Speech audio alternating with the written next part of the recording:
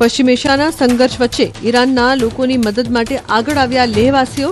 લોકોએ પૈસા, સોના, ચાંદી, કિંમતી ધાતુઓ, ઘરેણાં અને અન્ય કિંમતી વસ્તુનું કર્યું દાન. રાહત ફાળો આપવા બાળકે તોડ્યો પોતાનો ગુલ્લક. સરકારના નવા GR અંગે FGPDAના ટ્રેઝરર તનસુખ પરમારનું નિવેદન. પેટ્રોલ પંપ પર કેરોસીન રાખવાની અપાઈ સૂચના. 5000 લીટર સ્ટોરેજની અપાઈ મર્યાદા. નક્કી કરેલા દર મુજબ કરાશે વિતરણ. 1-2 દિવસમાં કંપની કરશે જાણ.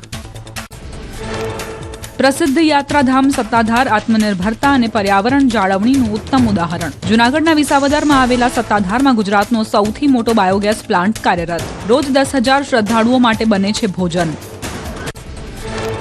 સત્તાધાર ધામમાં દરરોજ 85 ઘન મીટર ગેસનું થાય છે ઉત્પાદન. હાલ 4 પ્લાન્ટ કાર્યરત અને વધુ 2 થઈ રહ્યા છે તૈયાર. રાંધણ ગેસની અછત વચ્ચે સત્તાધાર ધામનું ગ્રીન કિચન પ્રેરણાનું કેન્દ્ર. વૈશ્વિક યુદ્ધની અસર વચ્ચે ખાદ્યતેલના ભાવમાં ભડકો. દરેક તેલના ડબ્બા પર 200 રૂપિયાનો સીધો વધારો. સિંગતેલના 15 કિલોના ડબ્બાનો ભાવ 3050 થયો. અન્ય ખાદ્યતેલના ડબ્બાના 2400 થી 2600 રૂપિયા ભાવ.